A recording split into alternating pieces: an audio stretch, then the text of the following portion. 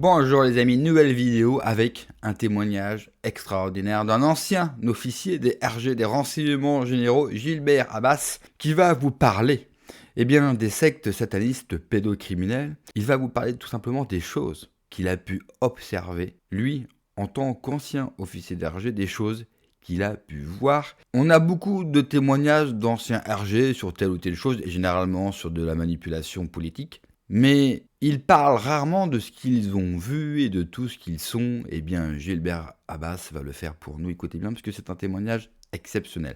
Juste avant de voir l'extrait, comme d'habitude, vous le savez, j'ai besoin de votre soutien. Alors, n'hésitez pas à vous abonner, le pouce, le commentaire, le partage et le boost de la vidéo. Je remercie tous les donateurs. J'ai encore reçu un don hier sur Tipeee et sur YouTube. Merci à vous. Et je remercie aussi ceux qui m'ont rejoint sur Patreon, une plateforme de liberté d'expression totale. C'est aussi un moyen de me soutenir, évidemment, de soutenir la chaîne et mon travail. Et puis, vous avez du contenu exclusif 2 fois par semaine, 2 vidéos, puis un live par semaine sur Patreon. Vous avez tous les liens en description sous la vidéo. Je vous y attends nombreux. On regarde l'extrait et on en parle juste après. J'étais au sein du service, bien sûr, régional des renseignements généraux à ce moment-là. Pendant mes investigations, je m'étais rendu compte que la population ne connaissait pas du tout ce fléau. J'avais également travaillé aussi avec des services, dont notamment des gendarmeries, qui ne croyaient pas du tout en l'existence des sectes sataniques. Pour eux, les profanations de cimetières étaient l'œuvre de jeunes skinheads qui cherchaient à s'amuser après un concert bien arrosé. À l'issue de ma carrière, j'avais décidé de m'investir pour combattre ce cancer. Je me suis vite rendu compte qu'en fait, je ne faisais qu'égratigner le problème et que malgré mon investissement de plus en plus prenant, je ne parvenais pas à alerter mes concitoyens. Le satanisme existe vraiment, qu'il est dangereux et criminel et qu'il est protégé par un système mafieux bien organisé. On ne peut plus, au jour d'aujourd'hui, nier en effet le satanisme et la pédocriminalité qui abritent dans ces sectes. Il est implanté partout en France, en Europe, dans tous les continents de notre planète. Ceux que l'on pourrait appeler les négationnistes ou les partisans du satanisme et de la pédophilie, ils n'ont plus le bon rôle qu'ils avaient surtout à l'époque 68 ardes. Aujourd'hui, ils risquent gros en faisant le prosélytisme de cette peste.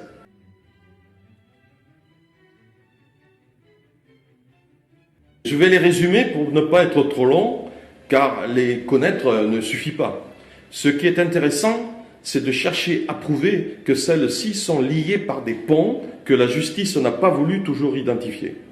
Car en fait, ce qui est dangereux aujourd'hui, ce n'est pas l'homme isolé, mais l'homme qui appartient à un réseau bien organisé et mafieux.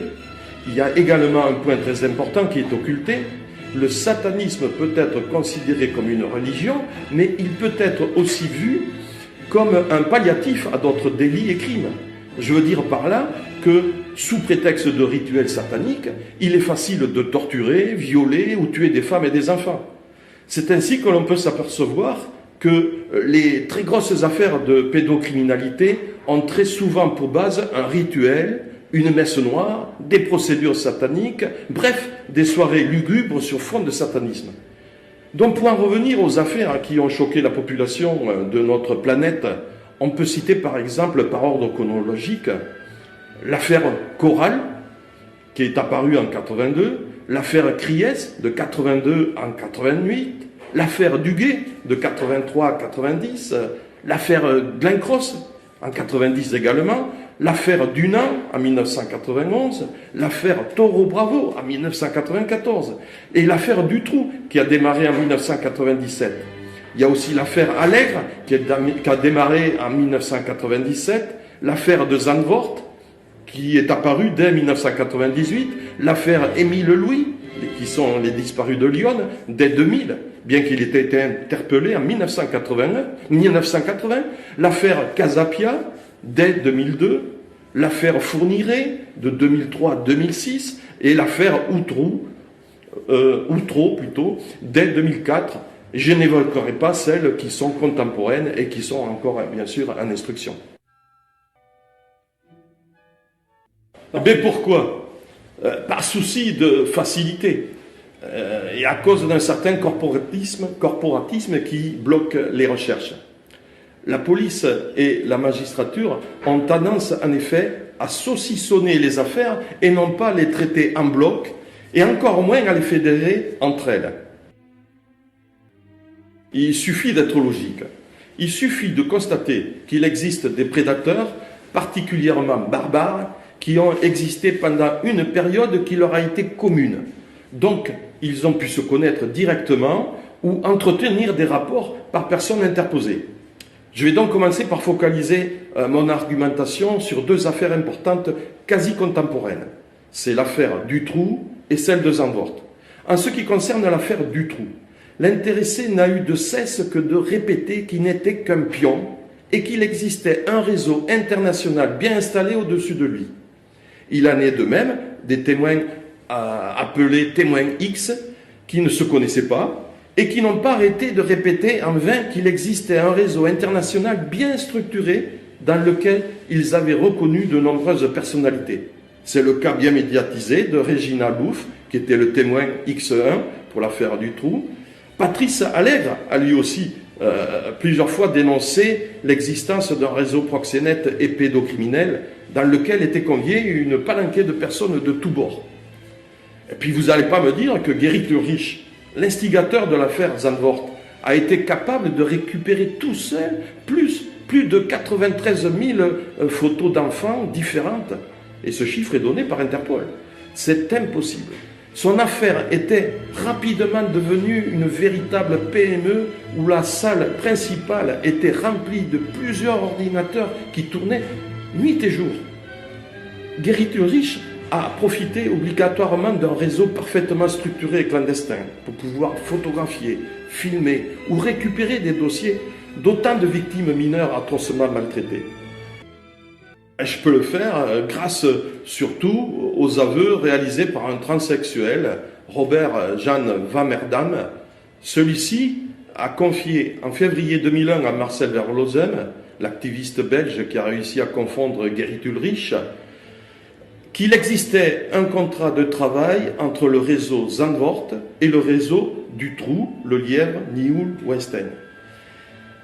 Il a ajouté par ailleurs qu'il avait rencontré Dutroux régulièrement en 1994 et 1995 dans un pédobar d'Amsterdam.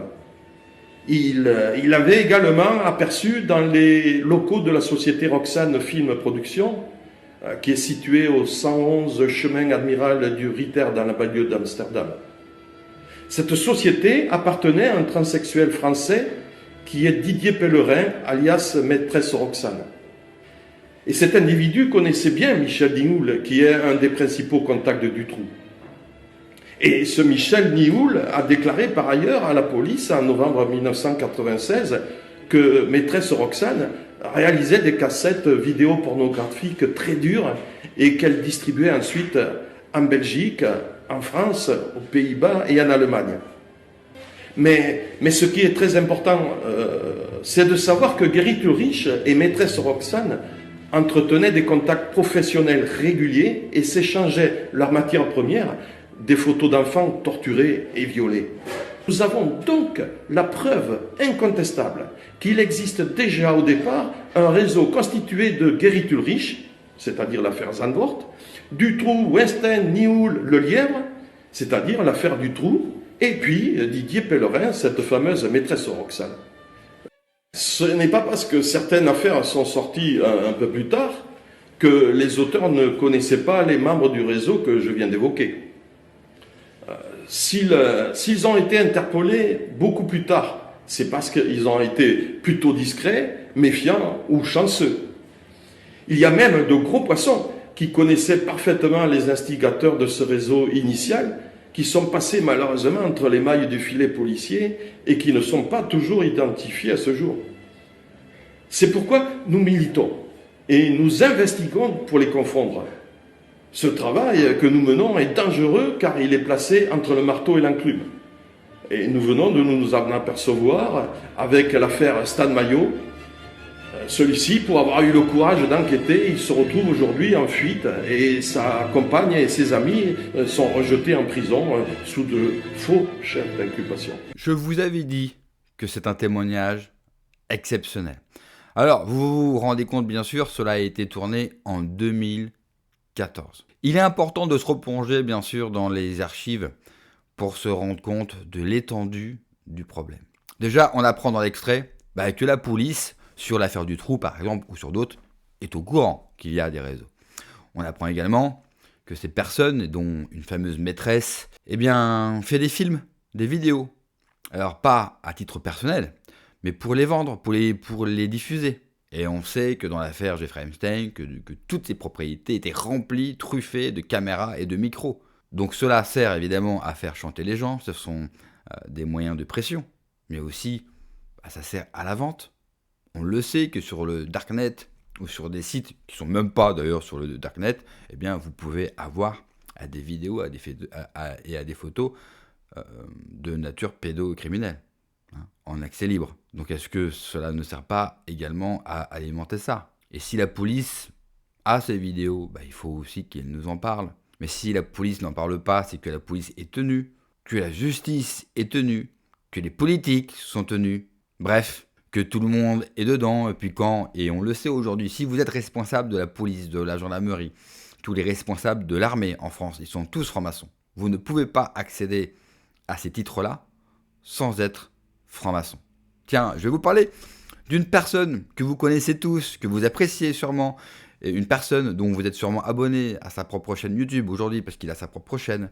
Alain Juillet, par exemple. Vous savez, l'ancien directeur de la DGSE en France, qu'on voit partout, il est de manière régulière sur Tocsin, sur TVL, sur GPTV, et il a sa propre chaîne YouTube. Les gens oublient qu'Alain Juillet, c'est un maître franc-maçon, un maître d'une grande loge. Alors certains vont me répondre, et je sais déjà parce que j'ose attaquer une personnalité sainte, bien sûr. Tapez Alain Juillet franc-maçon sur Google, juste ça. Il n'y a pas besoin, vous savez, d'être enquêteur ou d'être comme Gilbert Abbas, un ancien officier DRG.